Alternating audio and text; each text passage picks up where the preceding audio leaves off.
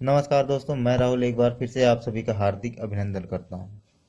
दोस्तों, आज हम आपको बताएंगे कि कहां से आया भगवान भोलेनाथ के पास त्रिशूल, डमरू और नाग। दोस्तों, पर इससे पहले अगर आपने हमारा चैनल सब्सक्राइब नहीं किया है तो प्लीज कर लीजिए, क्योंकि हम आपके लिए ऐसी शिक्षाप्रद बातें लेकर आते रहेंगे। दोस्तों, भगवान शिव का ध्यान करने मात्र से मन में जो एक छवि उभरती है, वह एक बैरागी पुरुष की है। इनके एक हाथ में त्रिशूल, दूसरे हाथ में डमरू, गले में सर्पमाला, सिर पर त्रिपुंड चंदन लगा हुआ है। कहने का मतलब कि शिव के साथ ये चार चीजें जुड़ी हुई हैं। आप दुनिया में कहीं भी चले जाइए, आपको शिवालय में शिव के साथ ये चार चीजें जरूर दिखेंगी। क्या है यह शिव के क्या यह शिव के साथ प्रकट हुए थे? क्या अलग अलग घटनाओं के साथ यह शिव से जुड़ते गए?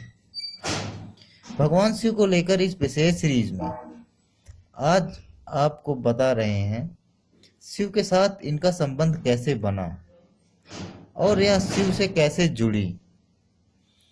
पहले हम बात करते हैं त्रिशूल की।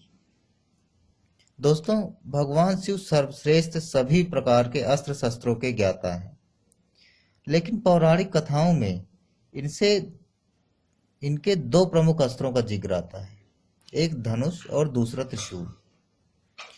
भगवान शिव के धनुष के बारे में तो यह कथा मिलती है कि इसका आविष्कार स्वयं भगवान शिव ने किया था, लेकिन त्रिशूल कैसे इनके पास आया, इस विषय में कोई कथा नहीं। माना जाता है कि सृष्टि के आरंभ में ब्रह्मनाथ से जब शिव प्रकट हुए तो साथ ही रज, तम, सत यह तीनों गुण भी प्रकट हुए। यही तीनों गुण शिव जी के शूल यानी त्रिशूल बने।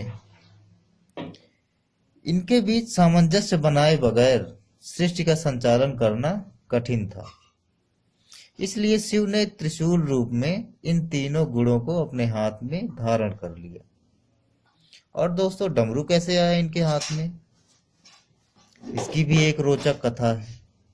दोस्तों, सृष्टि के आरंभ में जब देवी सरस्वती प्रकट हुई, तब देवी ने अपनी बीड़ा के स्वर से सृष्टि में ध्वनि को जन्म दिया, लेकिन यह ध्वनि सुर और संगीत विहीन थी। उस समय भगवान शिव ने नृत्य करते हुए 14 बार डमरू बजाए और एक ध्वनि से व्याकरण और संगीत के छंद ताल का जन्म हुआ। कहते हैं कि डमरू ब्रह्म का स्वरूप है, जो दूर से विस्तृत नजर आता है, लेकिन जैसे जैसे ब्रह्म के करीब पहुंचते हैं, वह संकुचित होकर दूसरे सिरे में मिल जाता है और फिर विशालता की ओर बढ़ता है। सृष्टि में संतुलन के लिए इसे भी भगवान शिव ने अपने साथ रख लिया तथा भगवान शिव इसके साथ ही प्रकट हुए थे। दोस्तों, भगवान शिव के गले में विषधर नाग कहां से आया, इसके बारे में भी एक कथा है। भगवान शिव के साथ हमेशा नाग होता है। इस नाग का नाम वासुकी है। इस नाग के बारे में पुराणों में बताया गया है कि यह नागों का राजा है और नागलोक पर इसका शासन है। सागर मंथन के समय इन्होंने रस्सी का काम किया था, जिससे सागर को मथा गया था। कहते हैं कि वासुकी नाग शिव के परम भक्त थे। इनकी भक्ति से प्रसन्न होकर शिव जी ने इन्हें नागलोक का राजा बना दिया और साथ ही अपने गले में आभूषण की भांति लिपटे रहने का वरदान वरदान भी दे दिया। तभी से ये भगवान शिव के गले में ही रहते हैं। दोस्तों, अगली कथा है कि भगवान शिव के सिर पर चंद्र कैसे पहुंचे।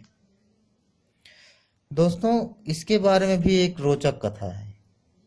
दोस्तों, शिव पुराण के अनुसार चंद्रमा का विवाह दक्ष प्रजापति की 27 कन्याओं से हुआ था। यह कन्याएं 27 नक्षत्र हैं। इनमें चंद्रमा रोहिणी से विशेष स्नेह करते थे। इसकी शिकायत जब अन्य कन्याओं ने दक्ष से की, तो दक्ष ने चंद्रमा को क्षय होने का श्राप दे दिया। इस श्राप से बचने के लिए चंद्रमा ने भगवान शिव की तपस्या की।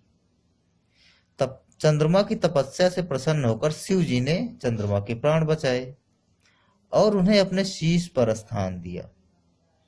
जहां चंद्रमा ने तपस्या की थी, वह स्थान आज सोमनाथ कहलाता है।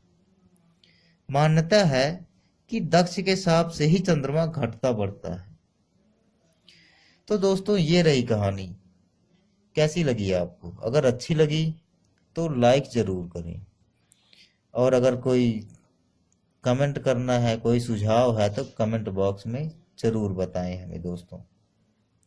और अभी तक आपने हमारा चैनल सब्सक्राइब नहीं किया है तो प्लीज कर लीजिए, क्योंकि हम आपके लिए ऐसी शिक्षाप्रद बातें लेकर आते रहेंगे। वीडियो देखने के लिए बहुत बहुत धन्यवाद।